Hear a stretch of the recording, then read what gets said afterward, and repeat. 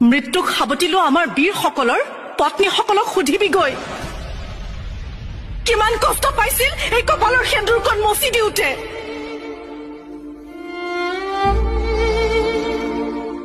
মনত ৰাখিবি ভাৰতৰ প্ৰতিগৰাকী নাৰীয়ে নিজৰ স্বামীৰ নামত কপালত আঁকিল এই ৰঙা সেন্দুৰৰ ফুটটো ই কেৱল এটা ফুট নহয় ই এক সাহস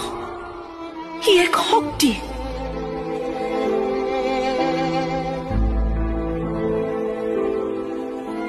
এই সেন্দুৰকণত ইমানেই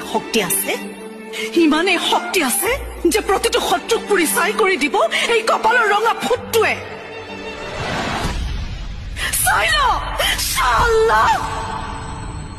কিবা হৈছে চাবিও ৰ